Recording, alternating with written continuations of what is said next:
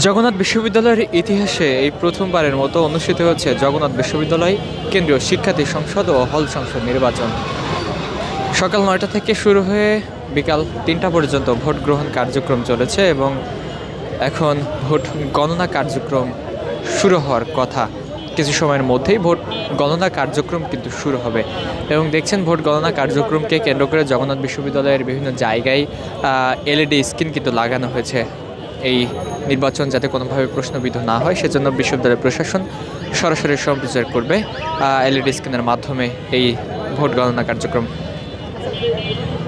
দেখছেন যে সেই ভোট গণনা কার্যক্রমকে কেন্দ্র করে শিক্ষার্থীরা এখনও পর্যন্ত অবস্থান করছেন, বিভিন্ন এলইডি স্ক্রিনের সামনে দাঁড়িয়ে অবস্থান করছেন। তাদের পছন্দের প্রার্থীকে তাদের পছন্দের প্রার্থী জিতবে এই আশায় কিন্তু তারা অপেক্ষা করছেন।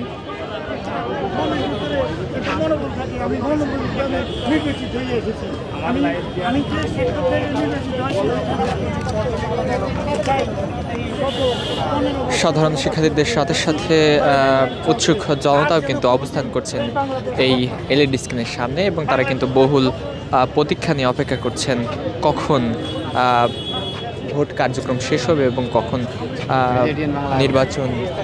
নির্বাচনের ফলাফল ঘোষণা করা হবে।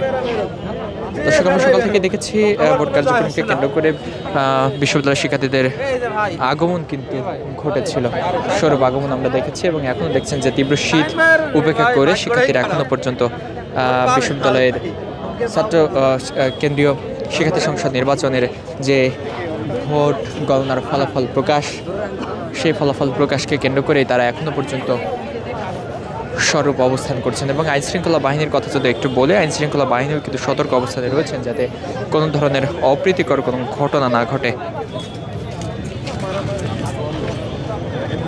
আমরা দেখেছি গতকাল রাত থেকে আইনশৃঙ্খলা বাহিনী বিশ্ববিদ্যালয় ক্যাম্পাসে আসে এবং তারা কিন্তু বিভিন্ন জায়গায় অবস্থান নেয় এবং আজ সারাদিন আমরা দেখেছি কঠোর নিরাপত্তার মধ্যে দিয়েই পালিত হয়েছে কেন্দ্রীয় শিক্ষার্থী সংসদ নির্বাচন ও হল সংসদ নির্বাচন।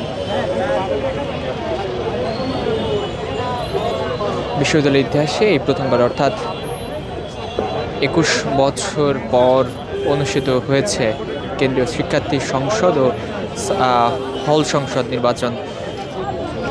এই নির্বাচনকে কেন্দ্র করে শিক্ষার্থীরা বিভিন্ন ধরনের প্রত্যাশা কিন্তু করছেন তাদের পছন্দের প্রার্থীদের কাছে।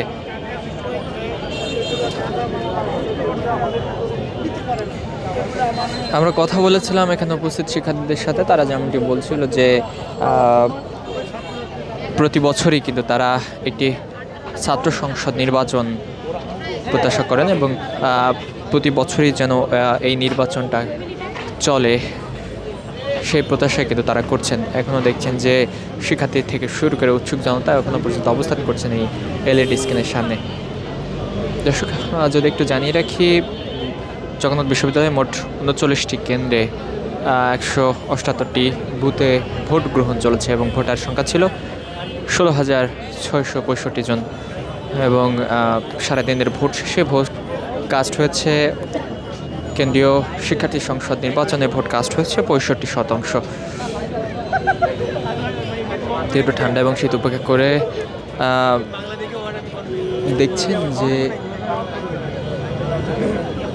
শিক্ষার্থীরা এখনও পর্যন্ত অবস্থান করছেন বিভিন্ন এলইডি স্ক্রিনের সামনে।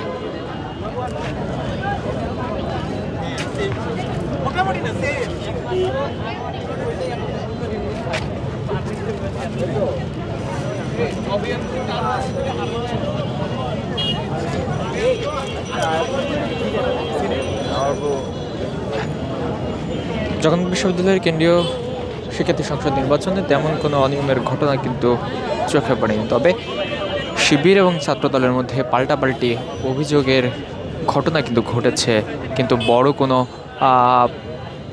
অনিয়ম এবং দুর্নীতির ঘটনা কিন্তু ঘটেনি।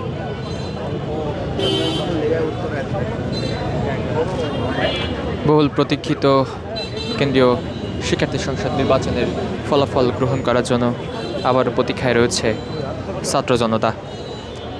এর আগে 30 ডিসেম্বর নির্বাচনের কথা থাকলেও 2025 সালের 30 ডিসেম্বর নির্বাচনের কথা থাকলেও বিএনপির চেয়ারপারসন বেগম খালেদা জিয়ার মৃত্যুতে জগন্নাথ বিশ্ববিদ্যালয়ের কেন্দ্রীয় শিক্ষার্থী সংসদ নির্বাচন স্থগিত করা হয়েছিল এবং